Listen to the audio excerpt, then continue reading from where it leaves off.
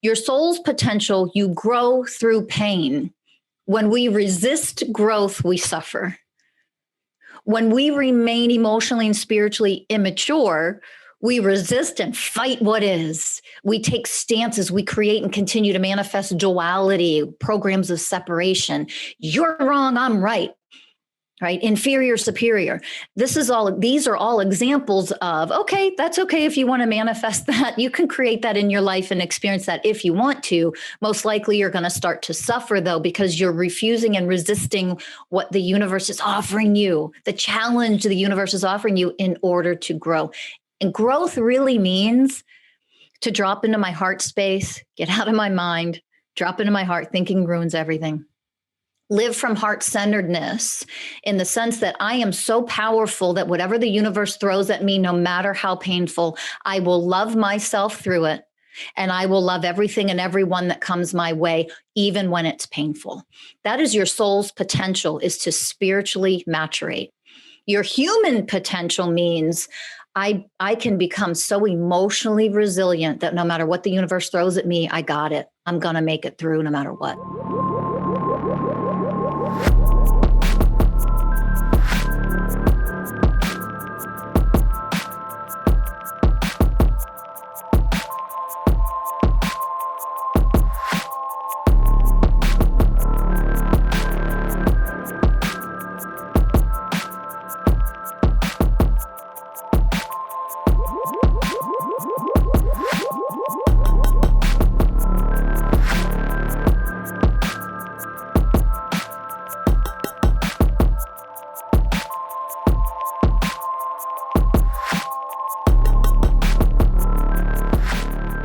Rachel Fiori, welcome to Wellness Force. It's been a long time coming. I'm so excited you're finally here.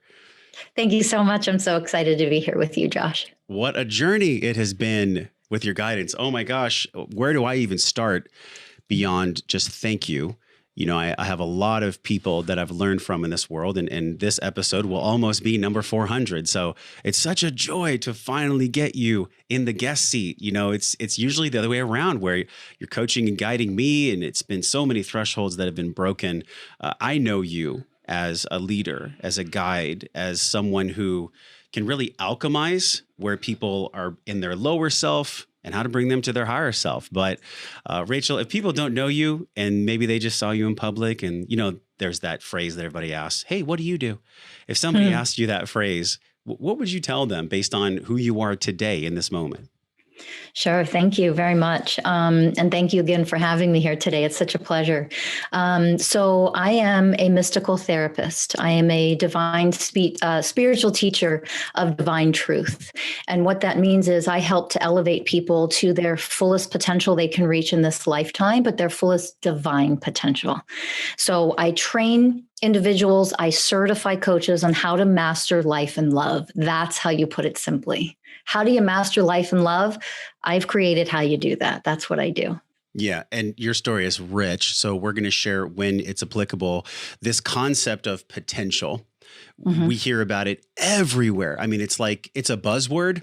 And I think it's a perfect jumping off point for our flow today, for our podcast, because so many people understand the concept of potential. You know, this phrase we hear about in personal development, where it's like, hey, how do you actualize your potential? But what exactly do you believe that potential truly is, as someone who is a healer, someone who's skilled in the mystic arts, someone who understands both the science and the practicality? As people heard in the intro, you're a master of not just self, but also, you know, so much time that you've spent as an OT and in the Western medical world to understand all these nuances.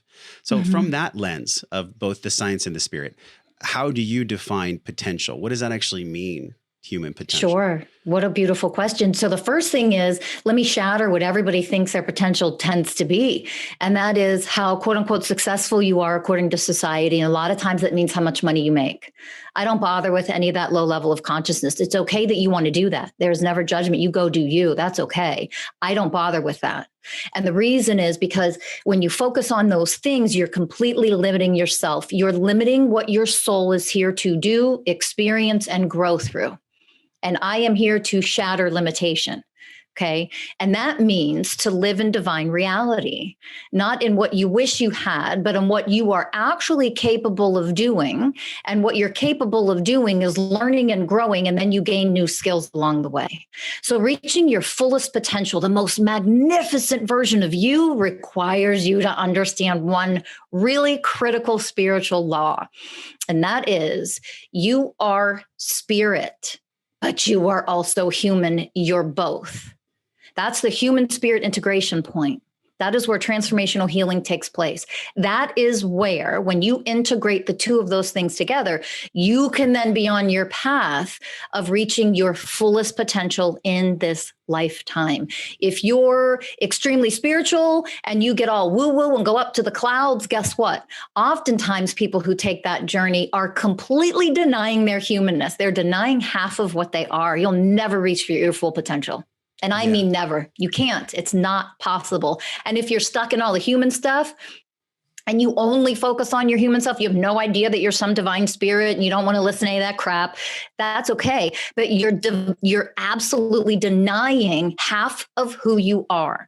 And when you deny half of what you are not functioning in wholeness. This is where we then go through the channels of suffering so that we can wake up and learn who we really are and reach that full potential. Yeah, and the suffering, I wish there's a part of me that's like, oh, do we really have to suffer, Rachel? And the answer is yes. There's just something about the thresholds that we move through as human beings that is so unequivocally powerful when it comes to our growth. In other words, like we've all seen the plant come through the concrete, right? Sometimes the most beautiful plants grow through rocks. I think nature is this beautiful. I mean, Mother Nature is so powerful the way she teaches us. And there's nature and there's like spirit potential. And then there's human potential. This is one of the coolest concepts I learned from you.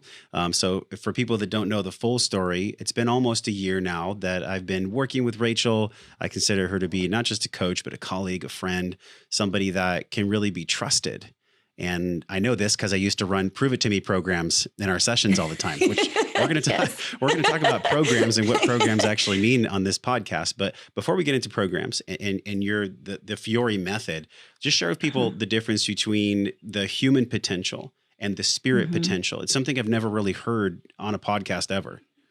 Sure. Yeah. It's again, going back to what I mentioned already, is we tend to go down one stream, down one lane, and we focus on our human potential and what we can succeed with. What's our level of success? What I want to do for a career?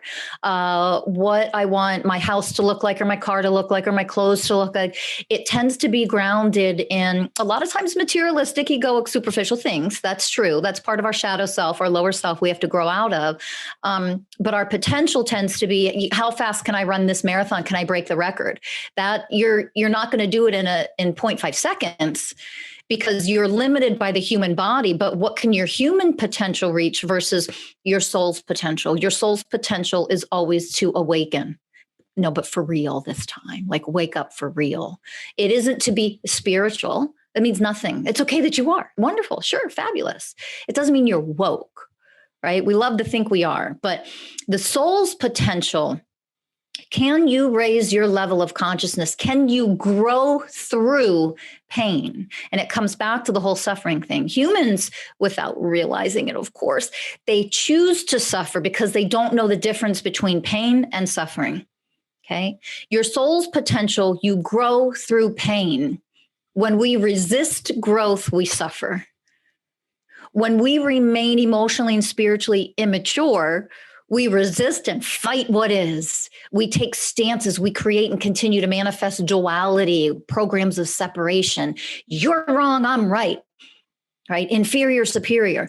These are all examples of, okay, that's okay if you want to manifest that. You can create that in your life and experience that if you want to.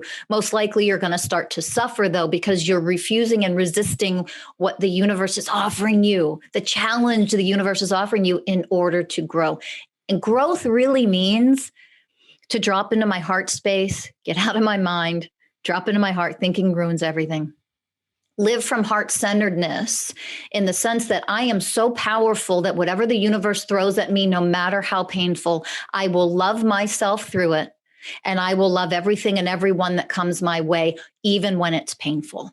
That is your soul's potential, is to spiritually maturate. Your human potential means I can become so emotionally resilient that no matter what the universe throws at me, I got it. I'm going to make it through no matter what. People don't know this, and maybe we'll throw it in the B-roll or at the end of the episode. But before we recorded, I asked Rachel, I said, what are you most grateful for? And you said something so powerful. You were like, I'm grateful for what I've been through because it gave me the strength and the power to essentially lead people in the way that I do. And that is not spiritual bypassing. That is not placated. That is not some platitude on social media. Like you've really been through it. So this concept of like human potential versus spirit potential, you had at one point in your life, you had all the things that society deemed like successful, right? You had the degree and the practice and money was flowing in and you were working in a professional setting. Like you had all the stuff, but there was something that was missing. What was it? Because it's what led you to mastersofselfuniversity.com, where you're training coaches across the world now. So what was it back then when you were an OT in the traditional model that just really wasn't working for you? It was a friction that you felt in your heart and soul about how you could actually help people. So it is a combination of a lot of things, but to be specific to what you're asking, in Western medicine, which, look, there are aspects of Western medicine that are wonderful, especially when it comes to emergencies. In an emergency situation, I will take Western medicine any day. I will make that very clear. In most other scenarios, no thanks. I'm good. I got myself. I'll do other holistic treatments. So what I realized, I got really curious about why some people would heal and other people wouldn't. That's just been part of my own path and awakening, is that curiosity. Why do some heal so easily and some just don't and won't? And then the other thing was in incorporating, divine healing and energy healing in with patients and witnessing miracles with my own eyes. But I can't bill for that. I can't put that in the medical documentation on my patients. I have to keep that a secret, that this just happened. And it got to the point where the things that I saw behind the scenes when I was told, let's start this program, let's do this. And it was such powerful ideas and incredible ideas that would, be channeling through me. This is what we could do to help heal people and promote wellness. And it was like, Rachel, but sick people make us money. That was the answer I got for years in Western medicine. But that sounds all, nice, Rachel, but sick people make us money. So we need people to be sick to come here. They have to be unwell. They're like, and you want everybody to realize their potential, that they don't have to suffer through most of what they suffer through. Well, yeah, isn't that why we're here in the medical profession, in the therapeutic setting? Like we're here to help and heal. So it got to a point where morally, ethically, I said, I don't want any part of this anymore. That's why I went out on my own. I started my own business and I started to heal in the way that I was divinely guided to heal people and coach people and help them on a deeper level. Yeah. And I can't even imagine like the expectation hangover. I'm stealing that phrase from a friend, Christine Hassler, and she wrote an entire book on expectation hangover, where we like approach something that we thought was going to be one way, whether it's like a relationship. In your case, it was being an OT. It was helping people. It was healing people. And that must have been like very alarming to your nervous system, because essentially like the house of cards, the dream fell to the floor. So like, how do you come back from that? Was it a period of time where you had to like do a gut check, a soul check moment? So honestly, it's a level of when you really truly you drop into your heart and you have the faith that no matter what you're experiencing is for your own good.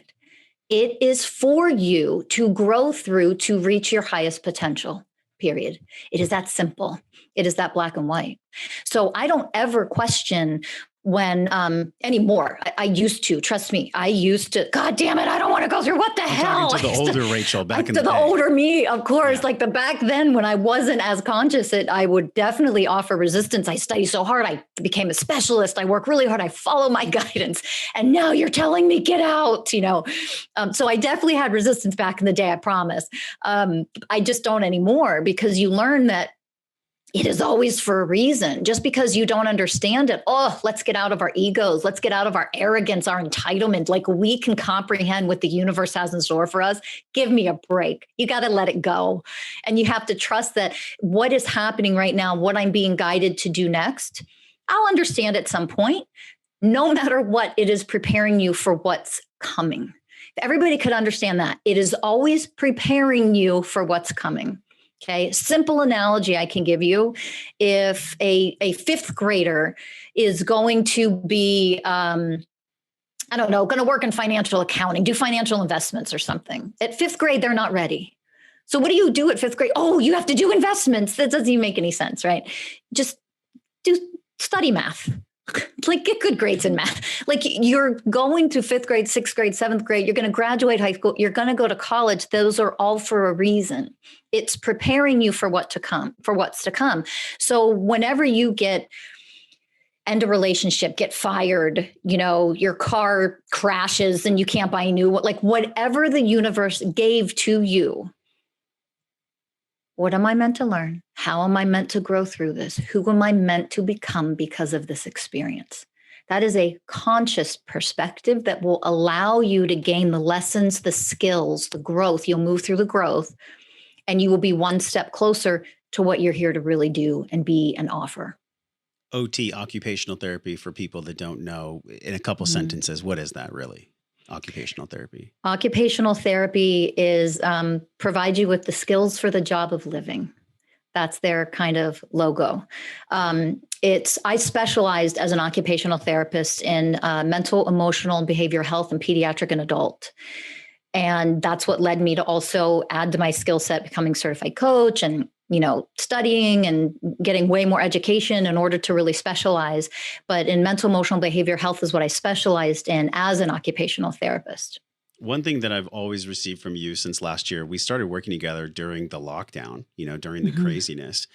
And wow, did my programs come up. So I want to start this second segment of the conversation with talking about programs. We had Bonnie Kelly on the show that talked about like a computer software analogy to the brain, but something about working with you just stuck to my soul, because this concept of like, what is a mental program? What is a behavioral program? What is an emotional program? Like essentially the same ways that keys are pushed on a keyboard and they deliver a certain result. We all have these. They are passed down generationally, epigenetically, however you want to put it. Yes. When did this start to come online for you, this concept of programs? Because I think you're really like world class. I've never heard somebody describe it or teach it the way you do. It's been fucking game changing for me. I'll just tell you that. So when did that come online for you, and share with people what that actually is when it comes to the ways that we sabotage, the ways that we procrastinate? That's just it. So let me say this first. When I created all of this, game changing. It is life changing. It is soul changing with how you can move through the world when you learn this stuff. It certainly was for me. And it was I still had patients. I was also coaching simultaneously. It was for my patients. It was for my coaching clients, which is why I dove into the research and created what I create now and what's offered at Masters of Self University. So when you really begin to understand how we show up in the world, how we show up in our relationships, why we get triggered the way that we do, why are we behaving the way that we are? It takes it to a level that is so profound. It dissects it. Your mental programs, your emotional programs, your behavioral programs. Most people try to change, even things like cognitive behavioral therapy, traditional psychotherapy, focus most often on behavioral programs. That means how you're showing it, what your behavior is, and just choose differently. Or you can always take a better choice. No, that's not how it works. You will never heal the conflicts and what's coming up in your relationships. You will never heal the struggles and why you can't seem to get ahead or fix this one thing in your life if you focus on behavior. Okay. The funny thing about behavioral programs, those are the ones that send us to prison. Those are the ones that get us arrested. Those are the ones that cause the divorce. Those are the ones that get us in trouble. And yet they are never the ones to focus on when it comes to healing. Never. You focus on behavior, you're never going to heal anything. To go deeper, what mental programs are you running? What is your mind telling you about what's going on? What are the emotions that are coming up? Because they all have a story. And when you learn how to work with mental, emotional, behavior programs, you also then learn what your inner child is doing, saying, being activated, how old you really are when you're triggered and something of discord is activated within you. You'll realize that in your romantic relationship, for example, that a 9-year-old is coming up and showing up and taking over your relationship. We don't want a 9-year-old to handle your romantic relationship. We want the mature adult to be in the romantic relationship. So you learn what all these pieces are at the deepest levels. And I mean the deepest transformational levels, in order to then see them, love them, take divine responsibility for them, and then transform them so they're no longer a part of who you are. So that's the work in a nutshell. And when we first met and we first got into your programs, I was like trying to compare you. I was like, she's kind of like Byron Katie. She's kind of like all the other contemporaries that I've heard, but not really, because a lot of this radical ownership that's talked about in the spiritual world, it's talked about from like a one size fits all template. Yes. I'm not here to say that your work is extremely massively complicated, but I am here to say that just because your work might seem simple, where you drop into your heart space, which we can talk about, and you actually love the ugly, nasty parts of yourselves, it's way deeper than inner child work. It's simple, but it ain't fucking easy. Let's just be real about simple, that. but not Okay. easy. No. So that's really what we're talking about. And so over the past year, for me, what's unfolded the most that I've been like waiting to really share with you, live on the podcast, has been the utter unraveling of how massively large my ego sabotages me. Yeah. And I know there's some part of you that already know this, but I want the audience to feel this too, because like a lot of people have been with me since the beginning of the journey, 2015, where I was like asking God on a golf course in the middle of the night for guidance with tears in my eyes. So there's certain people that come into my life that have really shaped the fabric of how I can love and how I can show up. And you've been one of those people, which is why this is extremely emotional for me. And also like, I'm excited to give people these tools. So many things that we learn in the industry of personal development or wellness, at first glance, it might be like, oh yeah, I know that, but are you doing it? So that's what this is really about. So my big question for you is, why is it that people know but don't do? We get all the books, we get the certifications, we do all the things, but there's this bridge between knowing and doing. Like, what does that bridge mean to you? How do you see that unfold with your global clients? Yeah. So there's a couple of answers to that, actually. And the first is, we don't have enough teachers that teach at this level. And so people do the best that they can with what they have. That's first of all. It's a combination of that. And it's a combination of knowledge. We think, and we've been taught, that knowledge is power. Knowledge ain't shit. It's not. Wisdom is power. There's a difference. Knowledge integrated is wisdom. When you have a digital age where everything's at everybody's fingertips, and we still are unconscious as humanity as a whole, the shadow side to that is quick fix. This will happen in 3 easy steps. This will happen in 5 minutes. We've lost divine responsibility. We don't even know what it means. We think in this arrogant, self-entitled way, especially in the United States of America, we're so entitled in this country. We think we can have anything we want just by the snap of a finger, just because I decide and set my intention that I can have anything. That is absolute divine ignorance, because you cannot. You absolutely cannot. It doesn't mean you can't create and manifest a lot of things in your life that are really fun, great to experience. Of course you can, but you are a co-creator. You are not the creator. You are a co-creator. And that means there are certain things that for your soul's growth, you're going to go through. I don't care how abundant you think you are energetically, vibrationally. If your soul thinks that you should move through absolute poverty just because, that is what's going to shatter your goddamn ego, and you're going to rise to another level, then you're going to go through that. This is what it means to learn the teachings of truth, the teachings of divine truth, is to have a much deeper understanding than we have right here today.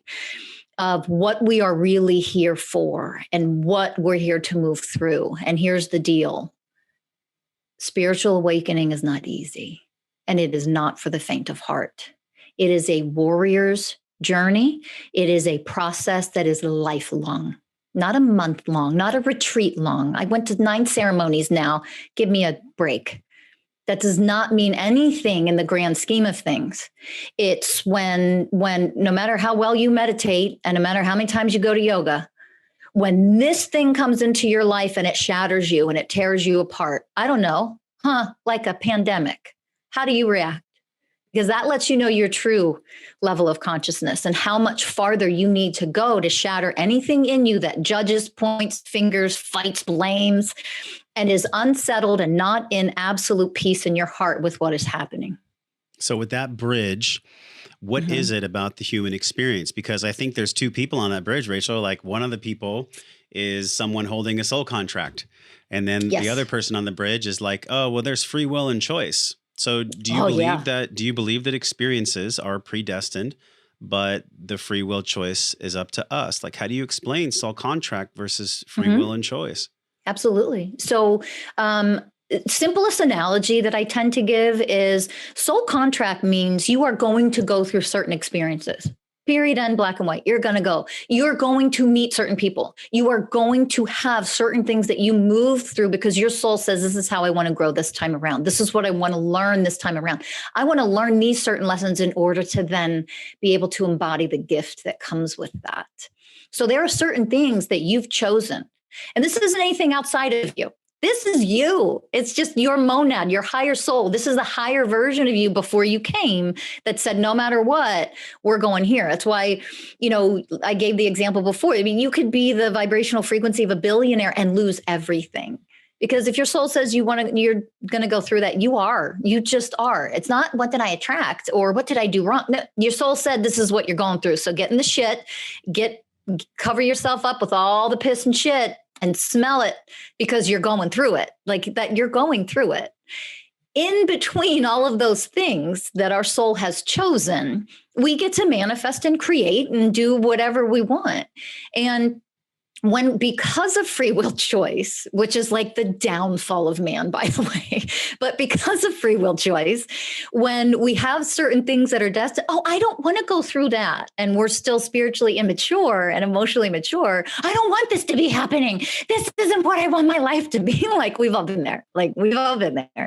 Then we fight and we resist. And that's when the universe tends to come and kick you in the ass. And then stuff gets harder. And then like something worse happens or whatever. It's like, you're going to get this lesson because you chose it beforehand. You might as well surrender to what is, ask what you're meant to learn, and learn what it means to embody divine grace. Move through this and surrender. You hit on something really that I haven't explored yet. And that is like you said the downfall of man is free will choice. What do you mean by that? What do you mean by that? Well, because your soul chose certain things prior to coming here. So let me give a simple example. If I knew me, human Rachel, not my soul, but me, Rachel, if I knew that this relationship, I met someone new and I got so excited and I'm going to have this, I'm so excited about him. And then suddenly I realized, oh my God, he's going to be a total narcissistic, manipulative motherfucker. And he is going to do terrible, horrible things to me. And he's going to lie and take advantage. I'd be like, whoop. No, thank you. And I'd go in the other direction. I wouldn't go down that path. Would you? I would, no way. There is no way. And yet there's the relationship and there you go through that shit. So when you move, you would never choose to do that. If you knew ahead of time, that's what you had to go through in order to learn what you were meant to learn, in order to learn discernment, in order to use your voice in a more powerful way, in order to learn how to honor yourself instead of someone else controlling you or telling you what to do. Simple examples, few examples of what you could learn there. Did you learn it? Awesome. That's why you went through it. So we wouldn't do that if we knew everything that was going to happen in our lives. It has to unfold in order for us to grow through it and gain the lesson and the gift from it. That's why we're here. Free will choice would be like, no, thank you. No way in hell. So here's the other thing, though. There are certain things that because of free will choice, oh, I don't want to go that. I'm not going to do it. No. Oh, that doesn't feel in alignment with me. Yes, that's a big one that we hear a lot. Only do what feels good. It's like, well, that's not how plants grow. Exactly right. That's not the laws of nature. And we totally misunderstand this. So we're going to start to mention in these programs thing. Here's the problem people don't get. The programs, your subconscious programs, what is in there, how your mind works, your mental programs, your emotional programs. If you have the opportunity of a lifetime over here, and yet, I'm not in alignment with that because you don't know it's the opportunity of a lifetime. But what you're drawn to, oh no, I resonate with this over here. You're sabotaging yourself. The reason why you're not vibrating and feeling synchronistic with this or resonating with this over here is because the programs of low self-worth, fear of success, for example, the fear of, oh, I can't go that big. I can't go, I got to keep myself small. And you might be clueless that those are the programs that you run. Oh my God, this seems so great. No, I feel in alignment with this over here. Give me a break. Let that shit go. Yeah. If you learn to function from what programs got activated at every given moment, you're like, oh my God, wait a minute. Although I really want to go over here, take this job, for example, I don't want to have anything to do with this thing. I'm not resonating, but you get curious. This is what emotional and spiritual maturity starts to teach you. What's the deeper reason why I want nothing to do with this? What is the deeper reason? What programs am I running? You work on transforming those programs and you see, oh my God, I'm totally afraid. This could actually be the biggest, baddest thing I've ever done in my life. And I'm scared shitless. Or this person could actually be the one who loves me and I'm scared shitless about opening my heart again. Because last time it opened, it got crushed. So I'm going to run this program on all men or all women that they're bad, they can't be trusted and expect the worst to happen. I mean, that right there. And by the way, when I started doing my programs with you, there was a part of my logical mind that was like trying to sabotage you. Okay. So everyone, total truth moment, like going through the emotional inventory. And before I met you and before I got into your work, like I had been working with people and doing what I call an emotional inventory, where I write down things that are causing me pain, things that are causing me love and gratitude. And then I would circle the top two and I would call somebody and receive support. That was a very like basic level of what I believe you've created, which is a very deep and very specific emotional inventory of what program am I running? AKA, what is something that is taking me out of love, out of peace, out of harmony with self? So can you talk about just that one starting off point? Because look, what I can promise you guys, if you go into Rachel's work, I can promise you it works, but I will not promise you that you won't cry, that you won't go through pain, that you won't go through the shadow. But share with us that jumping off point for everyone that's feeling the call. Yeah, it's the deepest work you'll ever do. That's the simplest thing I can say. And there is no such thing as if I, just use positive affirmations or positive vibes only. That is a load of horseshit. Let me just say that because that's the truth. There's no such thing. In real life, we feel pain, period, end. In real life, there is such a thing in the human experience called negative lower emotions. Okay. Negative emotions. They're the lower emotions. They're the ones that feel bad and they're real. And they are our best spiritual communicators to alert us to something that we need to awaken to, see, embrace, love, heal within ourselves, right? That's it. So when we deny and we pretend like it's just positivity only, you're denying half of who you are, because in the human experience, you feel emotional pain. Things cause emotional pain. If everyone in your family died tomorrow, would you be like, oh, positive vibes only? If you had a 3-month-old baby, I used to be a developmental specialist on the NICU. It's a neonatal intensive care unit. If anybody doesn't know what that is, it's where all the premature babies go when they're born to help keep them alive, hopefully save their lives. So you let a parent who has had this little teeny tiny premature baby for 8 months in a NICU. Every day is touch and go. You don't know if the baby's going to die, don't know if it's going to live. Every day, the horror of that. For 8 months and the baby dies. You tell them positive vibes only. Give me a break. That is a denial of reality. And here's the truth. Mysticism Everything we teach at Masters of Self University, it is a mystical institution of higher learning. It is bringing mysticism back. And that means bringing reality back, dissolving the egoic illusion. And one of them, hello, surprise for some of you, is positive vibes only. No, that means you're denying all the pain and trauma that is left unhealed inside of you, that is screaming at you to wake up, see it, embrace it, love it, and transform it. And that, my friends, that's the real work. That is the real work. That's the real work. That's when you're authentically beginning the journey of awakening. It's not how much you meditate or how many times you namaste to people or what you wear white robes around. Like, that doesn't mean you're awakening. It's going into the darkest depths of your shadow self. You do not become light until you go into the darkness, period, end. That's spiritual truth at its core. It might take people aback to be like, wow, she seems like she's very passionate about this. Yeah, because you have a story. The way that you were able to develop this concept of what program am I running? Is it emotional? Is it behavioral? Is it a mental program? It's because you yourself have been through the fire. I mean, at 13 years old, you woke up to the realization, like, what you had been through with on your 5th birthday, your dad had passed, and your mom had partnered with a bipolar stepfather. You went through the gauntlet of that. And I don't bring this up with anything other than reverence and respect. And also just to share that this happens to so many people. So people can understand your heart. Can you talk about that time in your life? Because the programs came from this, the concept of programs came from this space. Yeah. So share with us so that we can understand a little bit more of you. Sure. So, simply put, in a summary, my childhood, after my father died, very shortly after that, my mom met this man who became my stepfather. He was a physician, MD, so well respected. He became very well respected in his work. Of course, he's a doctor, right? You know how we respect those in this country.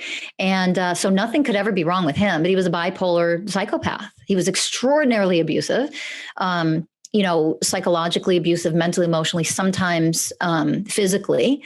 And the abuse that you suffer on a daily basis, I lived in that fight, flight, or freeze every second of my life, except for when I was asleep. And there were moments, short-term moments when I didn't have to live in such fear of what was going to happen to me, when I knew he was at work and wasn't coming home for a while. If there was like an hour, it's the only time I actually could sit and relax. And my heart rate wasn't 1,000,000 miles a minute, and fear and panic of what was going to happen to me. So, part of being so abused and told how stupid you are, being told at such a young age, you barely heard of the word, but being called a whore as a little girl, I started to run the programs of like, oh, I have to be better. I'm not good enough, right? I have to please. So it was devastating when I got a B on my report card. And this was at 13. And I remember that's it. Like, I'm dead. I'm going to be grounded and I'm stupid. And so I fought so hard. I couldn't believe I got a B. How could I get a B? I fought so hard. You can't do extra credit. You're too stupid to earn it for real. It doesn't count if you do extra credit. So I went to my teacher and I'm just pouring my heart. What can I do? And he was like, there's no way you're not getting an A this time around. We have one test left. You don't get bad grades in here. And so he reassured me. Report cards came out. I got the A. And so I took that report card and I was ready. And I remember standing, handed it to him and just stared at his face because I was waiting for the facial expression to soften and smile, that expression of approval. Of good job, I'm proud of you, you did it. And instead what I saw was this disgusted, like evil, like expression come across his face. And I froze because then I knew what was coming. And it was, you're so fucking stupid. This doesn't even count. This is barely an A. It doesn't count as an A. You can't, and then there was the abuse. And as soon as he started with it, I went, oh, and it was like, my soul sort of stepped out of my body for a moment and just looked at both of us. And I had the deepest, most freeing realization. Oh my God, this has nothing to do with me. He's running his programs. See, how people show up in the world are not personal, even when that's your own parents. It has nothing to do with you. Those are the programs they're running. They were implanted, created, they stem from childhood, and we reenact our childhoods without realizing and having the slightest clue how, over and over and over again. That's that generational thing. Over and generation to generation, we pass this stuff down. And when I had that, that was my first shift into awakening. I had that moment. This has nothing to do with me. It isn't personal. I never gave two shits after that moment, the rest of my childhood, what he thought of me, no matter how abusive, no matter how psychotic, no matter how horrific it was that night at home. It wasn't personal. It had nothing to do with me, and I was free. My heart goes out to everyone. And thank you for sharing, Rachel, because sexual abuse, physical abuse, especially during the lockdowns, if you look at the research, I mean, it's utterly heartbreaking what we're seeing. And this concept of programs, it's almost like when you're talking, I saw like this ticker tape, and it was like generational pain, the gift that keeps on giving and giving and giving and giving. But it's like you and I've talked about, it's Alan Watts, my mentor, who's deceased, one of my most powerful mentors. And he said, it's all retch and no vomit. Everyone passes on their way of being to their children, who pass it on to their children, who pass it on to their child. Everybody goes, but no one ever throws it up. We are here. You are almost ringing the dinner bell of our soul's creation for us to finally throw all this stuff up. We have got to throw all this stuff up. I am officially sounding the alarm with you. If you're watching this, if this resonates with you, immediately share this wherever you're listening, wherever you're watching, because we're going to get even deeper into this understanding of programs. So when I run a program, I have a trigger, and the trigger is just laying there dormant. Is it really about deleting the programs, or is it about recognizing the trigger, or is it both? Which one's more important to focus on when you start this journey? It's so the first phase of the Fiori transformation method, the first phase of this method is increasing an acute level of self-awareness. Okay. That's why when I teach this, it's even breaking down your triggers to understand, is it a tone of voice? Is it a person that triggered you? Is it a geographic location? I mean, we really dissect these things because that's going to lead you to the core wound. And only when you're led to the core, what I call the anchor, there's a creation point of why you're triggered by this thing. There was a creation point of that program. So we need to get down to the root. Okay. And if you aren't willing to see how you are actually showing up versus how we like to think we're showing up in life and our relationships, you're not going to heal anything. That's why talk therapy doesn't work. It doesn't heal. That's why learning things like loving communication, or let me communicate with my partner better by saying, okay, how I feel is you're not healing shit. Sorry. I hate to burst your bubble, but you're not. The majority of the people who come to me that I accept as clients are ones who have already been to therapy and coaches, because then they're more likely ready to do the real deep work. That's right. Prior to that, it's like, no, sorry. Have you ever been to a therapist? It's very hard for me to accept you as a client. And the reason is because I've learned 23 years of experience now. You're not going to do the real work, what I call the real work. You're going to want some quick fix. You're going to want what are the phrases I can say to my partner that's nice and loving and will magically heal everything? Let me give you a news flash. Relationships are not here to make you happy. They're here to make you conscious. That is the purpose of them. You want to form a sacred relationship and have a union that is filled with unconditional love. You have to learn how to unconditionally love yourself. And it's not by a lot of the nonsense that's taught out there. You can't do it at a superficial level. You have to learn what it means to unconditionally love your ugliest aspects of you with no judgment, no shame, nothing but full embracement of, I welcome you here. I see you. I honor you, no matter what that program is. And until you can be comfortable enough with that, you'll never be able to offer healthy love to another human being. The worksheets that you have everyone do, whether they want to be a coach at the university or whether they're your client, everybody starts with that first step. And it's like, okay, I'm feeling the trigger. And the trigger, and this is so powerful, the trigger is the invitation for exploration. Yes. The trigger isn't the trigger. It's not like we're trying to get rid of the trigger. No. I mean, God, now that I've been doing this work, I'm like, fuck, the trigger's the gift. Yes. Thank you for the trigger. Yes. Thank you for the trigger, because you're showing me where I'm not free. Right. You're literally exactly. showing me where I'm not free. Yes. So I've noticed in this work that yes, I still have certain triggers, and like, I probably got like 50, 60 triggers, right? Maybe more. But a lot of the triggers when it came to how other people were being in public, specifically the mask wearing thing. I mean, oh my God, that used to trigger me so much. And now it even happened yesterday where I walked in and she just the lady barks at me. Do you have a mask? And I'm like, excuse me, how are you? Kindness, right? Hey, I'm happy to wear a mask. It's fine. Because in the past, I would have tried to like project my view onto her and tell her like, hey, don't you know I've interviewed like 10 physicians on this podcast and they all talk about the micron size not working? So I've just like there's less energy that I'm wasting on trying to prove that what I feel and think is what someone else should feel and think. And that right there, I have to share with you, has been so fucking life-changing. And everyone, if you're feeling called to this work, like whatever is haunting you in your life, whatever continues to loop in your mind that triggers you over and over and over again, this is the invitation for exploration. So can you expound upon that? Absolutely. Well, it's learning. So the work is that we learn to check in with myself. It's me, myself, and I, because that's who I have control over. How do I want to show up in the world?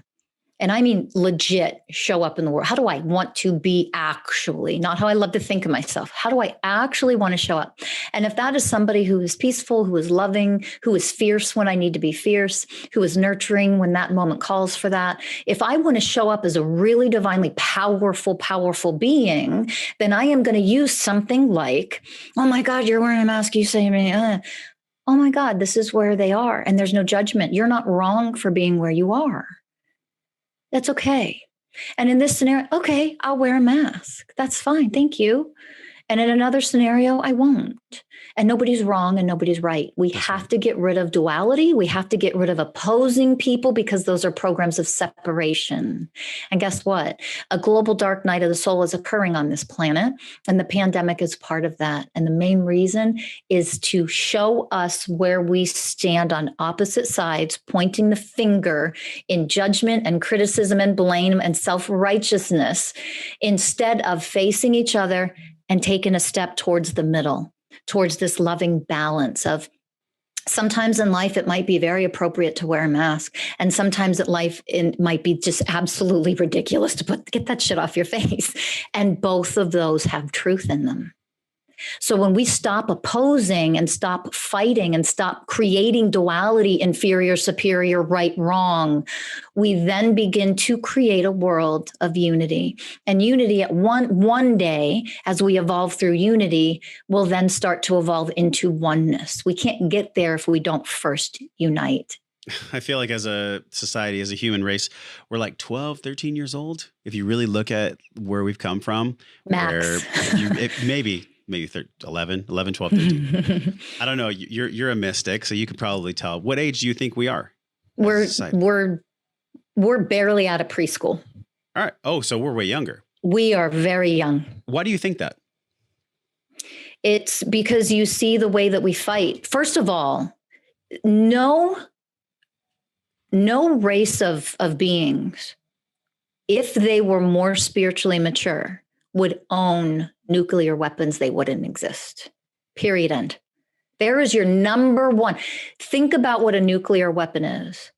That is a weapon of mass destruction. Yep. It destroys everything, all of the animals, nature. It destroys the planet. It destroys all beings on the planet if used. So guess what? We're in preschool.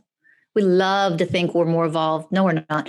There's no such thing as evolved beings destroying, murdering other living things. Look at what we do to animals. Look at what we do to nature. Look at what we do to Mother Earth. We're so deeply enmeshed in programs of separation. We're clueless as humans that we are nature. We're not separate. It's not nature's over there and then we're human. We are nature. We are a part of the manifestation of nature, and we're clueless. We don't even know that we are. We, in our ignorance and our spiritual immaturity, don't have the slightest clue that dogs or animals or cats are our equals. They are not inferior just because they're right brain, heart centered, and they don't have left brains the way that we do. They think differently, they behave differently, so they're inferior to us. They don't think and talk the way we do.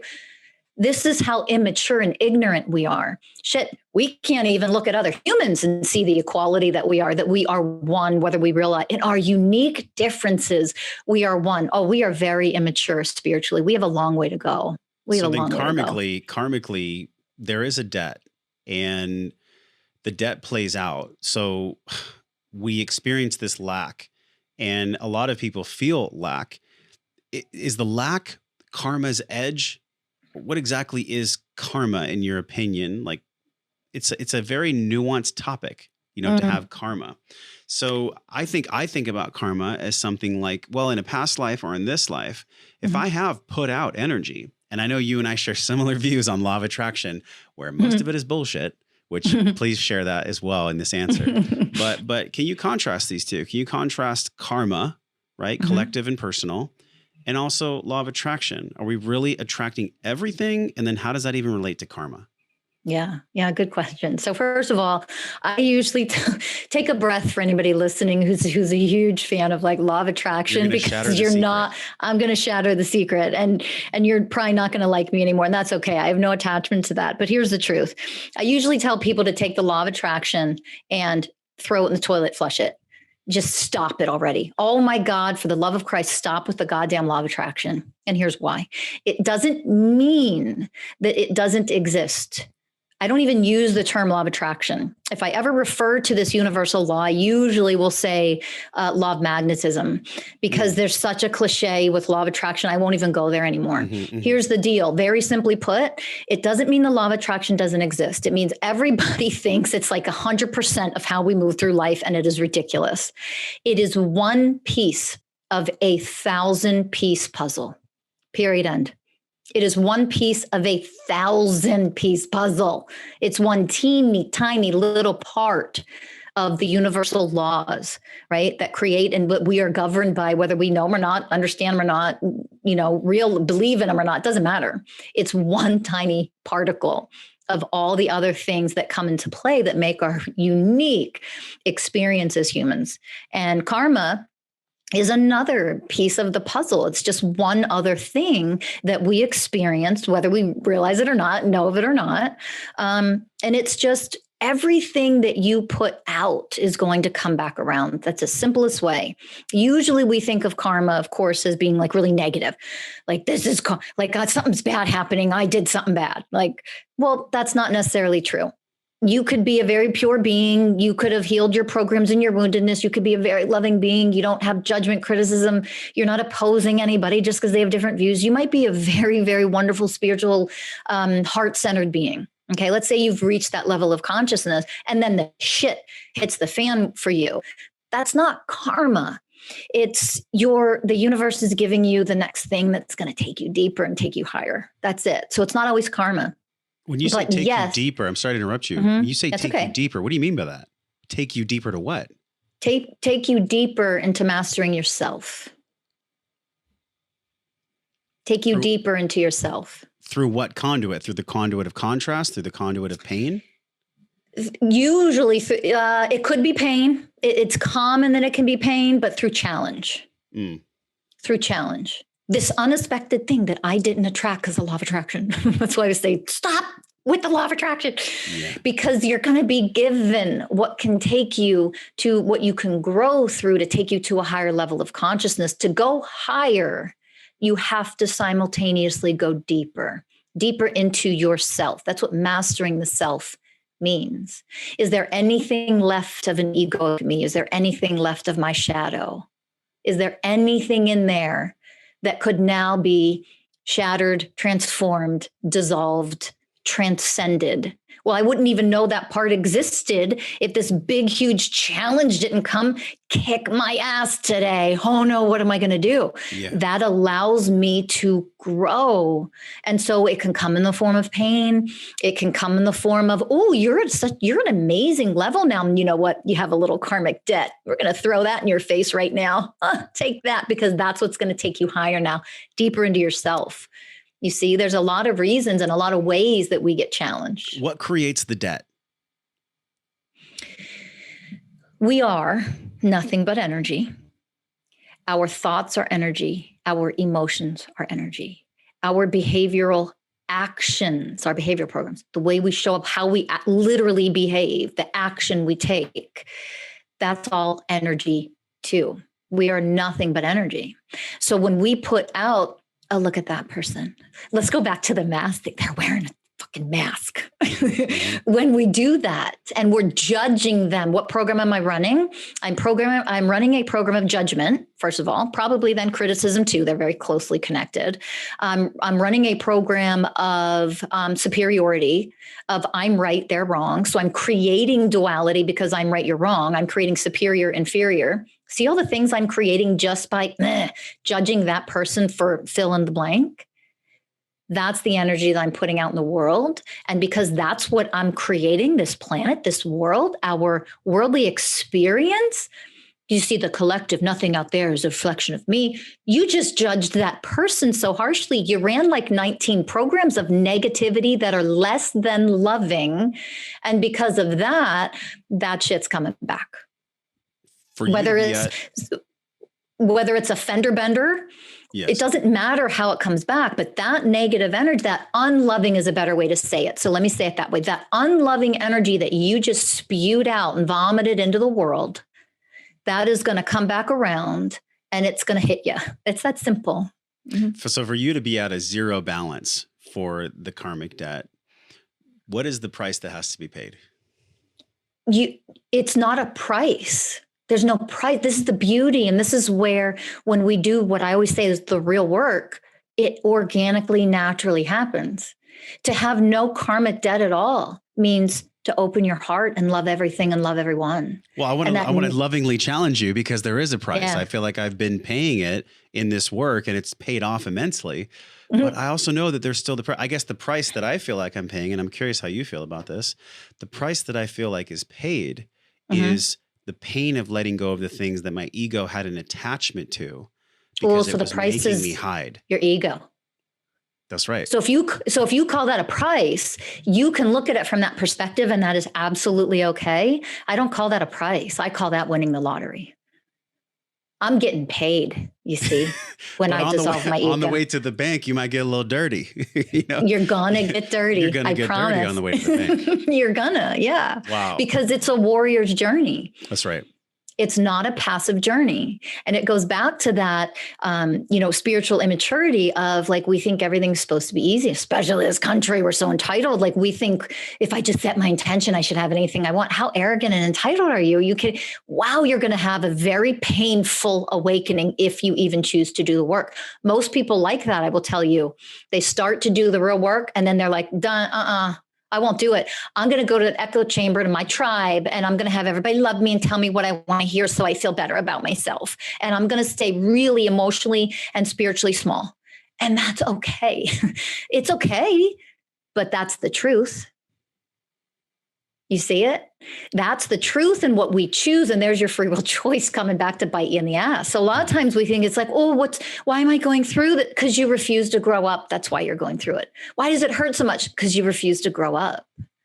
You're refusing to do the real work. The degree that anyone resists anything. And of course, like Napoleon Hill made this phrase super powerful, but people don't know this. He got it from Wallace Wattles, who got it from someone else. And that is, what we resist persists. So it's like, it's a platitude. Beautiful. It's a platitude. We hear it and we're like, oh yeah, what I resist persists, because it's harder for me to push away something than to pull something in and let it run through me. But the karmic piece, because I want to close the loop on that before we go deeper. The karmic piece that I had asked you about, this is like the most fascinating thing, because I do believe that there could be Passover from past lives. Like maybe a father passed down a belief or a mother passed down a belief and he was a cheater, she was a cheater. So then that got literally imprinted to a child. When we talk about karma, are we really talking about pure karmic debt being paid? Or are we talking about beliefs and programs that were passed down, literally giving their children debt? They are not one and the same. They are not the same thing. They are two separate things. How so? We get imprinted by the way we are raised. That means our parents, whoever raised you or ever had strong influences or spent a lot of time with you as a child, how they say things, what they say to you when you are at a certain age, developmentally and cognitive level, what they say goes in and it creates all of these programs. How they say it, how they treat you, what they do. It doesn't even mean they're treating you poorly. You could have really pretty wonderful parents, but just don't know any better. They're not really conscious or enlightened beings. And so they are not able, because of that, to understand how you in that moment, in this present moment, how you're interpreting something in order for it to not turn into a negative program. That's part of the human experience. So that's one thing. And that is not the same thing as karma. It's not the same thing as karma. Karma is just what I reap, I sow. Karma is what I give, I get. It always comes back to me. So if I'm loving and non-judgmental, then that will come back to me, period, end, in some way. And that could be as simple as I'm sending absolute unconditional love, sitting with you here, and then I go out into my yard and like birds surround me. That's karma. That's the energy of these divine beings singing their beautiful bird songs. And I get to feel the energy and experience that, and be so open to it, because I was able to give somebody unconditional love, maybe when they were not the nicest, or resisting or whatever it might be. You see it? Yeah, it's beautiful, because I think about the law of reciprocity and the law of attraction. And to me, they're operating on a very similar frequency, because literally whatever I put out there will come back to me in some way or another. And a lot of the concepts that we've explored, I know people can feel them because they're like sticking to their ribs right now. I want to go to the application, because in this work, there's this fundamental question that you ask, and that's what programs am I running? The second question that's really powerful that I haven't heard, I heard Hawkins talk about this similar in Power versus Force, and also in Letting Go, the Pathway of Surrender, but I haven't heard it from anyone like I heard it from you. And that was, let's get out of your head and into your heart, because thinking ruins everything. And when I heard that, I was just like, it was like, oh yeah. Okay, cool. And of course I fought it, because, I came from a situation in my life where it was like, if I'm intellectually strong, then people can't fuck with me. If I'm smart and if I articulate myself, then people can't fuck with me. But the most vulnerable place for all of us is what Hawkins and what you talk about. And that is the space between the head and the heart. Yes. So please share this concept, because this is the crunch. This is the application of this work. And this is what people can do right after this podcast. They can start this process right now. Get out of your head, drop into your heart. Thinking ruins everything. That's my saying. And I say that, and I mean it literally. This is where we run our mental programs. This is where we say that person is behaving a certain way. That must mean, and then we start to tell our crazy stories. So here, let me give a little secret. Everybody ready for this secret? No matter who you are on this planet, your mind is batshit crazy. It's crazy. You're crazy. Batshit crazy. I mean, batshit. Like, do you ever really pay attention to your mind and what it says? If you work from the Fiori transformation method and you start doing this work, you're going to see what your mind is actually saying about everything and everyone, every moment of the day. Our minds are crazy. Our minds are never meant to be the CEO. Never. They're meant to be the employee. They make great employees, terrible CEOs. So when we drop into our heart, and most people associate heart with pain. That's the problem. It's why they're so resistant. And that's just because they're disconnected from the emotional body. The emotional body doesn't mean pain. You cannot feel bliss that is in the core center of your heart when you're not anchored into your heart. You will never experience what actual joy is. You'll experience happiness. It's superficial. It's very fleeting. You will not ever have a clue and be able to experience what joy actually is, let alone bliss. When you're not anchored into your heart, you're denying yourself from the very gifts we're here to receive while we move through this human experience. So when you learn what it really means to drop into the heart, that's your source of power. Open your heart instead of have it closed to everything that's quote unquote negative. Open your heart, command your heart to open, anchor in, and learn what it means to allow the power and the light that you are to grow and expand in the face of anything. That can only happen when you're connected to heart energy. So I know the only way to really have mastery for my next question is to do it, to Yep. experientially do it. And that Yep. means the mastersofselfuniversity.com. So go there right Mhm. now if you are called to this work, if it quote resonates with you. Yeah. But I do want to ask you, can you take us through a quick process of what that entails? How do we? It's an intellectual question. Don't you love Sure. I'm asking you a heart-based practice from an intellectual space, but it's true. I mean, we're in a physical body, we're half beast, half spirit. So we got to know how to do it here in the 3D. How do we do that? Absolutely. How do we go from head to heart and not be so woo-woo and esoteric that we Right. wind up in a circle wearing a big purple cape? How do Yeah, we do because it? How do we do it this work is practically? not that. Beautiful question. I Exactly. love your question. It's a beautiful question because this work is not that. I'm going to first circle back to what I mentioned earlier, and that's the human spirit integration point. I take people into the human spirit integration point. You're never denying your humanness. There is very simple, easy, here's step one, here's step two, here's your work for this week, here's your workbook, here's your curriculum. It takes you step by step by step to do it.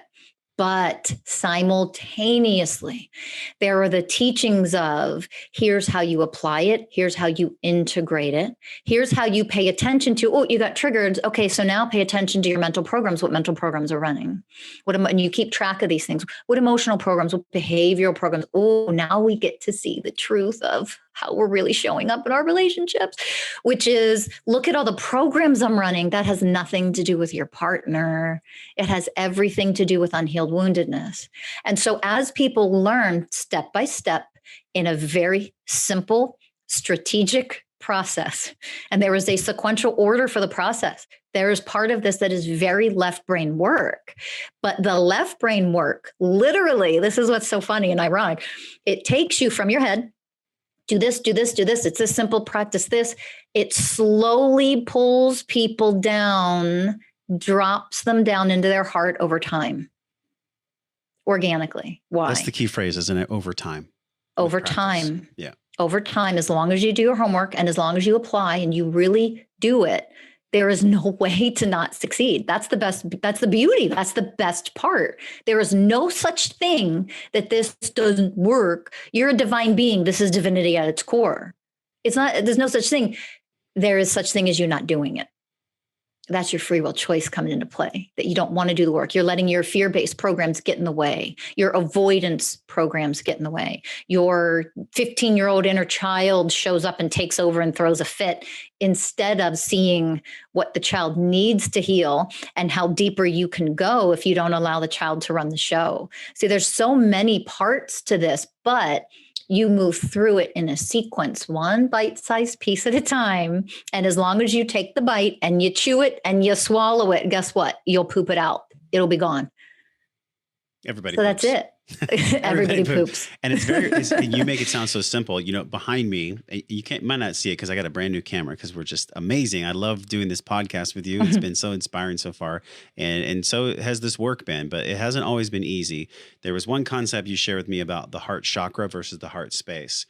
And I wasn't really sure if I was going to ask you this, but I think it does help people connect to what we're talking about, which is how do we get out of our head and into our heart? So we're very familiar with the chakras and the energy systems, right? All the way from the sacral, the root, all the way to our third eye and beyond. So what does it really mean to be in our heart space? And can you use whatever language is appropriate to describe to us that the heart would actually hear?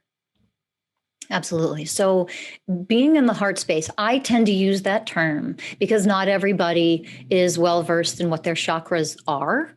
And sometimes when you don't know what that means yet, it can be a little intimidating and then you kind of resist going down into the heart chakra. So heart chakra, heart space actually mean the same thing in the way that I use it. Dropping into your heart chakra, the question is, how do you know you're connected? And that's part of this work. So I'll ask people if you can do your best to connect. If they don't know how, that's okay. I take them through a breathing process and then they observe their body. And when they're able to observe, how does your body feel now? And it could be different for everyone, but just common answers will be, oh my God, my whole body began to relax. I feel more calm. I feel this is where the science and the mysticism are integrated. When the second you're connected to heart chakra, the invisible energy center that we can't see, mystical truth, right? When we connect to that energy, the heart energy, the brain immediately releases all the calming, happy chemicals naturally. So there's a physiological response to your body relaxing. You become calmer, you become more peaceful. And there could be several other, adjectives that people will use to describe. I feel this, I feel that. So now you know how when you are connected to your heart center, how do you know that you're legitimately there? It's a very somatic experience. And so people now have a reference point when they do this work. Now, when I say to you, drop into your heart space or your heart chakra. And now we're going to work with your programs that are like the ugly, gnarly programs we don't want anymore. We're going to work with your programs in the heart space. Heart energy is transformational energy. Yes. And that's part of the healing process, part of it. And the other part is also being with a trusted guide, because there can be a dark side to healing and spirituality where whether Absolutely. it's an ayahuasca ceremony, which I've gotten my ass fucking handed to me because I didn't, first of all, I didn't know. And secondly, I didn't follow my intuition, which is a beautiful lesson, right? It's the debt that I was paying. But within that space, there's a second piece of it. And it's like, after you know how to go to your heart space, you then have to have the courage and really the vulnerability to be held by someone else, to be heard by someone else and be seen by someone else. I ran so many programs on you because I'm like, can I trust Rachel? Prove it to me, Rachel. What do you mean, Rachel? Blah, blah, blah.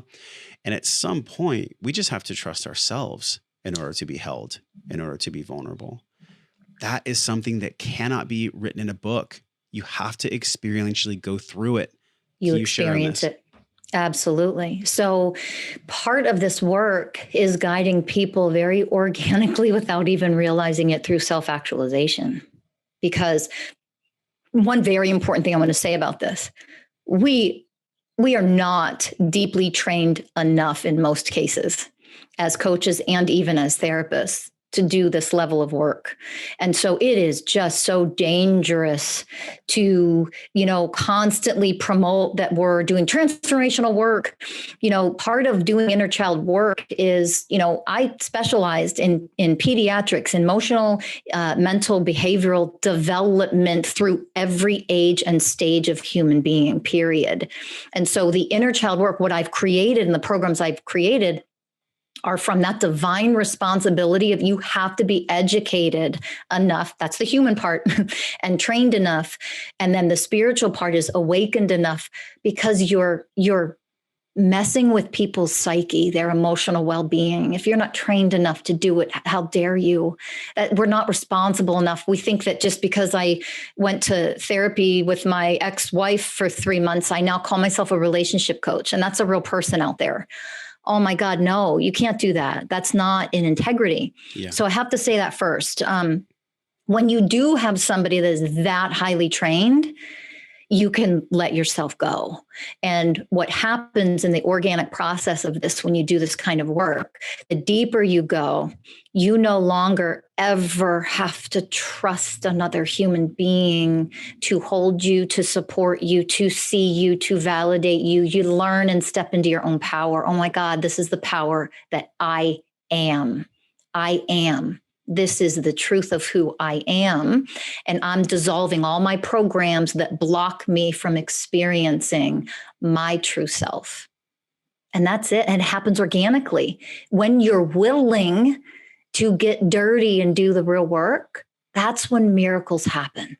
People need to stop praying for goddamn miracles when you haven't earned them, because miracles happen naturally all the time when you're willing to go in. And that's what it takes. Spiritual work is what's required is willingness and devotion, willingness to do it, and the devotion to never stopping. If you don't have that, you're not truly awakening. So willingness and devotion. Right. Yeah. Damn it, Rachel. Okay. So there's so much there to unpack. I feel like every 5 minutes or so is another podcast. And I think that's the real, when we talk about mastery, the greatest sign of mastery is when you're able to take these incredibly complex and nuanced subjects and break them down into something that people can actually take a bite of or digest. Yes. Yes. And I know we're getting to the end of our conversation, which is like we're just scratching the surface of your work. So we're going to give people an incredible place to go where they can interact with you when we're done. But before we get there, there is this part that we haven't explored, and that is really like the elephant in the room, the ego. And when it comes to the ego, there's so much improper information out there where it's like, well, the ego is the enemy. I think Ryan Holiday wrote a book. He's like, the ego is the enemy. I'm like, well, I kind of disagree. I don't know if it's the enemy. And I'm curious how you feel about this. Stephen Pressfield calls it resistance, right? And its sole job is to keep things the same. Dr. Werner Wolf calls it holodynamics. What do you call it? And what does it really mean to have an energy or a thought form or a darkness that wants to keep shit the same? Like, what is that? Yeah. So when we talk about ego, I refer to as ego, shadow self, your mental programs that are less than loving, meaning the vibrational frequency of unconditional love. Everything, every energetic thing has its own frequency.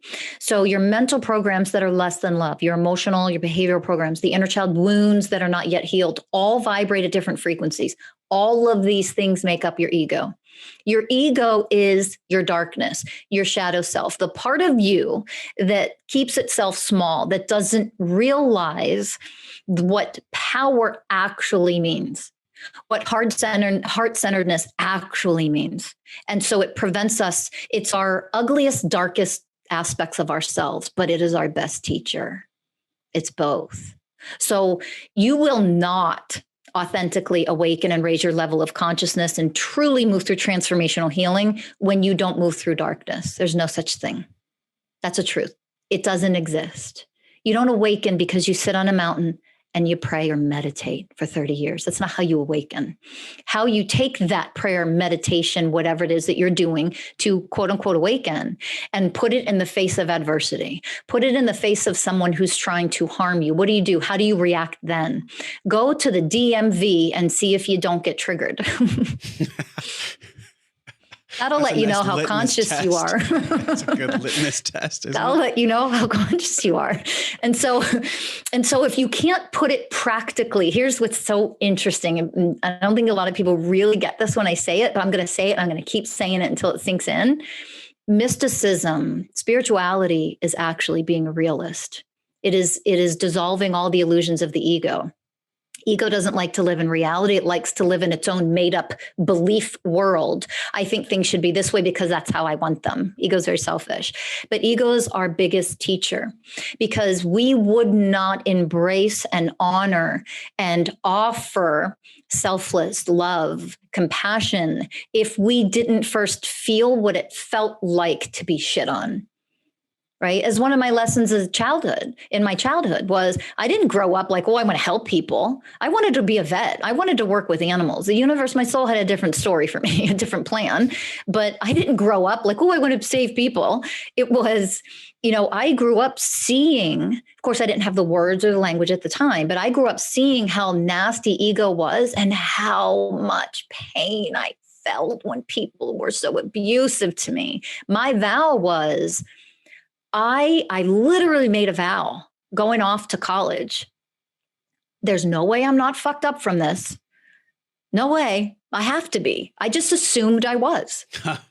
Just assumed I was. Yeah. And I made a vow that I'm going to learn absolutely everything and I'm never going to stop so that I don't repeat the programs I saw, but also the ones I'm not aware of. Because on the surface, I was a college athlete. I was a good student. I had a ton of friends.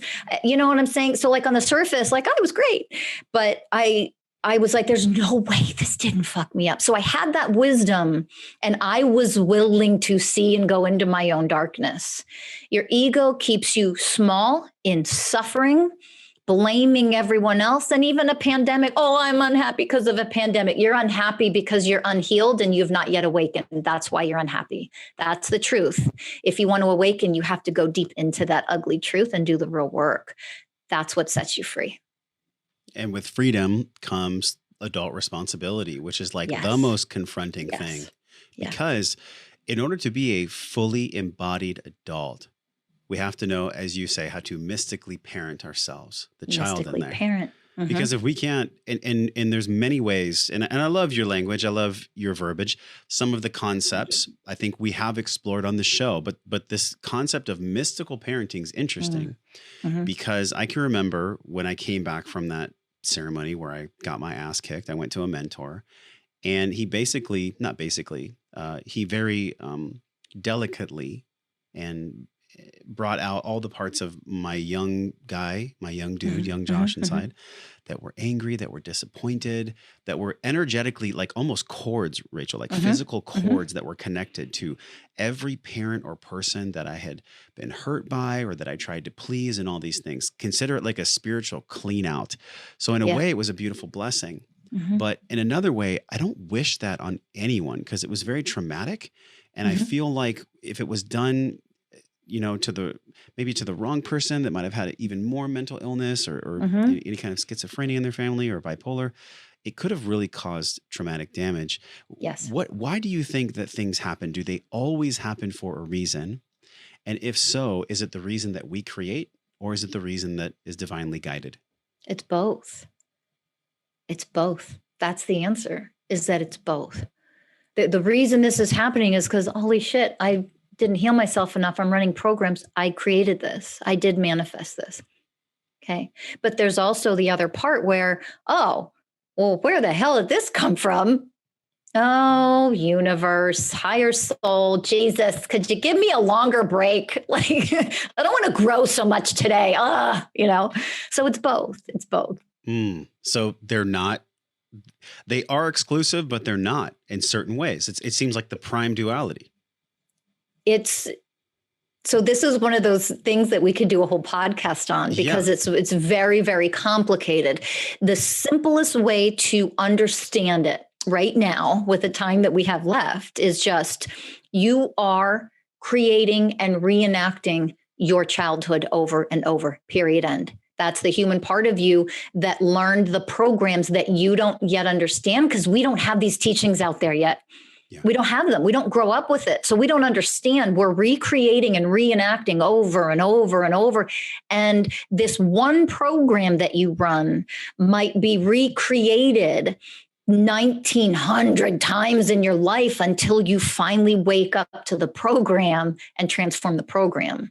You see, so that part is being reenacted over and over. You're recreating in say, career, business, or friendships, or family relationships, or your romantic, recreating, reenacting over and over, but you can't see how to connect the dots. That's the beauty of this work that I offer. And what we offer at Masters of Self University is we teach you how to connect the dots from surface layer programs, which are the obvious ones. What's going on in your life right now? That's a surface layer program, but there's always a gnarly, nasty anchor core program that's creating all of this, that all this stuff you're experiencing on the surface level is being manifested and created from that core, from that anchor. That's part of this work. You learn how to move through and connect the dots. Now that you got the anchor, you heal that, all the programs that are attached to that are gone. All of them, they're gone. But nobody will go right to that anchor because they're too afraid. So they go through that step-by-step process. That's what I've learned and why I do the work the way that I offer the work, to make it easy, bite-sized pieces, so people can handle it one step at a time. So weak people, strong people, I don't know if it's always 100% planned because there is this construct of duality and also free will choice and karma. But you said to me something one day that really stuck to my soul. You said, weak people don't heal. They don't. Weak people don't heal.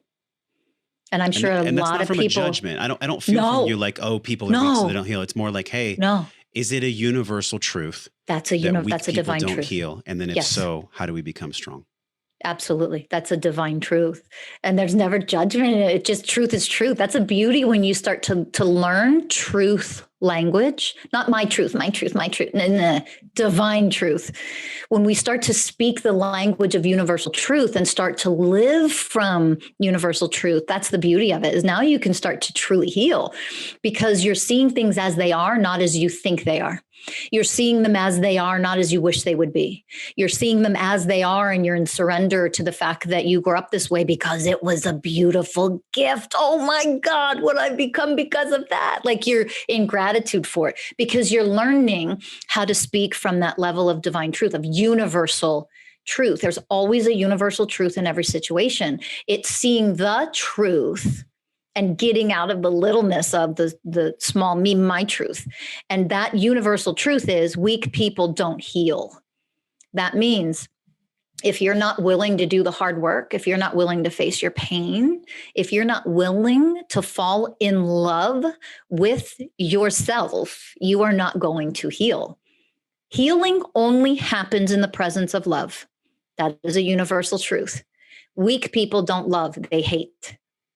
Weak people don't love, they judge. Weak people don't do the real work. They spiritually bypass and they pretend by what they post on social media that they're these holy beings.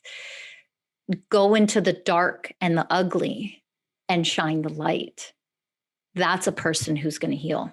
No matter what's in there, no matter how shameful it is, no matter how scary it is, you're going to go into that pain and you're going to show yourself and the universe how powerful you are because you're going to do nothing but love what's there.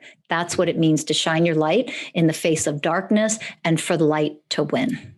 Life doesn't all of a sudden pause because it's time to heal. And quite frankly, sometimes I feel like, well, most of the time, the universe will serve you the situation that you can get the most healing from when it might seem like the worst possible time. Yes. It might seem like the worst possible time for you to get your healing, but it's so powerful. You have an 83-year-old client, and some people might use the excuse of the program of, oh, I'm too old or it's too late to heal or, you know, fill in the blank. There could be literally, like, I mean, at this point, you've probably seen thousands, tens of thousands of programs, but what is that about the human mind that makes us say, oh, that can't be done because I'm too old, I'm too this, I'm too that.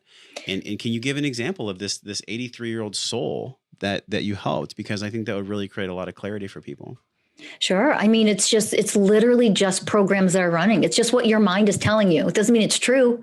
My truth is that I'm 83 and I can't heal. I'm too old. It's too late for me. That's my truth. You say, well, I always tell people, take your my truth bullshit and throw it out the damn window. Like, I'm sick of the my truth nonsense. It comes from ego. What is the truth? The truth is at 83, if you choose to heal, you can. You just have to learn how. That's true for everybody, no matter what your scenario is. You just have to learn what it actually means to heal and stop having some limited view on what that means, right? So at 83, when you've meditated for 40 years and you teach meditation classes. And this woman, oh my God, she just boom, like a drop in and meditate and be in a different realm. I mean, she was amazing, but she came to me with panic attacks and panic disorder. How do you meditate for the first 2 hours of your day and then have panic attacks up to 3 times a day when things get a little stressful? That's a great question. Because of that's what she came with me. How is this possible? I'm so miserable. And I don't want to die being in panic disorder. Is this possible to heal? And the beautiful thing about her was because she meditated for so long, for half of her life. And this is where we learn, that's part of this work as well. And what we offer at Masters of Self University is the difference between supportive tools versus transformational healing methods. Most people use supportive tools and they've been taught, unfortunately, they're these deep transformational methods. No, they're not. They're supportive tools. Meditation is a supportive tool, or you wouldn't have panic attacks. So what she learned very easily in this work, and she was able to do it 1 week because she meditated, that supportive tool. It's critical. Love meditation, by the way. I'm never saying supportive tools are bad or waste of time. Don't misinterpret. But because she used that for so many years, I guided her through the steps and I started to show her her programs. What programs are you running? And she was able to do it like this. Never had a panic attack again. Gone in 1 week. Because she was like, I meditate 2 hours every single day. I will do my homework. Mm-hmm. And when she was able to understand the teaching of have no expectation, that's ego. She understood it. And instead, do the work just to do the work, just to do something new. Let everything else go. And again, she was already at a mastery level when it came to a certain area. She did it so fast, she never had a panic attack again. ever again. They was gone. They were gone. It's such a beautiful example. And to round out the show today, we are all searching for what I call the gathering phase. In this phase of intelligence, in this phase of wellness that we find ourselves getting stuck in all the time, Rachel. And it's like, can I get the best book? Can I do the best course? Can I fill in the blank? Like, can I get all the things outside of myself that'll somehow allow me to bypass the application phase and please, God, give me the embodiment, which is essentially the forgiveness and the freedom and the joy and the love. Yeah. How would you define this, this path that we're walking here on planet Earth with all you've been through, all the clients that you've helped, me personally, like it's a very revealing moment for me to share this openly on a show about receiving so much help from someone. So it's a really special moment and it's a really special question. How do you define wellness? How do you define living your life well from your heart? Mm-hmm. It's, first of all, going through a process. It's a process of wellness. It's a process, honestly, because it's learning that with that human spirit integration point that we're both human and spirit, but we have 4 bodies: the spiritual body, the mental body, the emotional body, the physical body. And what do we need to do for each one of those bodies with our divine responsibility and love for each one? How do we clear out, clean, cleanse, and step into our fullest potential in this lifetime? The most magnificent version of me in this lifetime means that I can move through life emotionally free. That when challenges come and it causes me grief and pain, think of a death of a loved one is always an easy example. You're going to feel grief and pain. Do you love yourself through it though? And knowing what that actually means, what it actually means to love yourself through it, and dropping in and doing the full embodiment of self-love when you're grieving. That's wellness. Wellness is going through. A little example of wellness is going through, and wholeness really is wellness. Let me say that because that's more accurate. To be whole is to be well. And when we step into wholeness and we do the real work and we dissolve our shadow self and we let go and heal all of our programs, all of our inner child wounds, we start to begin to walk. We're mastering the self and we start to walk on that path of mastery. That means we're starting to walk on the path of wholeness. Wholeness is wellness. Denying that you're a spirit, that you have a spiritual self, that's not wholeness. You will never be well. Denying the human part of you and only going spiritual woo-woo, you're denying half of you. You're not whole when you do that. So you'll never be well. So wholeness is wellness, is how I define it. It's a beautiful definition, and people are feeling what I'm feeling, and that is, what do I do next? So what do they do next? Right? You've given them some great practices, and share this podcast as the first start, honestly, because, if you want to be the change that you wish to see in the world, you have to do your work. There's no circumventing it. So take an act of generosity right now and click your phone and share this podcast or share it wherever you're listening. But where do people go for the first step? I mean, where's the steps of the university? Where do they go to school to learn this? Yeah. So is this ain't taught in school? No, it's not. None of this is taught in school. It's not. In school. And, the Masters of Self University, you can go to mastersofselfuniversity.com. mastersofselfuniversity.com. It is a mystical institution of higher learning. You can take certification programs to become a certified mystical life coach. That is an emotional mental master. We have certifications available that takes you through the very training we've been talking about at the deepest level. And the beautiful part about the certification programs to be a certified mystical coach is you move through the deepest transformations yourself first. And then you learn how to teach it and coach it to your clients, your future clients. Check out the certification programs that are offered on the website. Also, at this Masters of Self University is workshops, classes, live classes that you can pay for just one, check it out, see what you like. You can go to courses, classes right now as a new thing that we've launched. Go check us out, see what we have available, give it a try, sign up for a course, sign up for one class or one live workshop, whatever feels good to you. you. Don't avoid it because you don't feel aligned with it. That might be a program of sabotage running. And be sure to check back in the future every couple of months, because we will have more certifications and more programs offered as we hire more mystical professors to help teach you in this age of enlightenment. We're moving to the era of the new golden age of harmony. So this university brings the mysticism back into our educational systems that has been gone for so long. And there's nothing like it. There's nothing like it. This is the first of its kind, by the way. So, oh my God, jump in now while it's new. And so needed. Like, I've always felt this way as we say goodbye. I've always felt like ever since I was put on planet Earth, I just could sense something wasn't right. And I knew that the reason it wasn't covered in school, K through 12 and beyond, is because to expose what's really happening behind the scenes would actually fundamentally break down the ivory towers of why it exists. And so I just want to thank you for bringing the real education that I've learned, that, you know, I'm in my heart chakra right now. Like, it feels amazing because there's just real deep gratitude. And I know that I'm in gratitude when I'm just wanting to give, when I don't want anything in return. Yeah. So everybody, put down your essential oils, put down the sage, stop going to Tony Robbins. Yeah. Oh my God. Go to mastersofselfuniversity.com. Rachel, thank you from the bottom of my heart for all the teachings you've given me and the way you've shared. We're obviously going to have you back on the show, probably multiple times. So until I see you again, Rachel, until Rachel and I both see everyone again, we're both wishing you love and wellness. We'll talk to you soon. Thank you.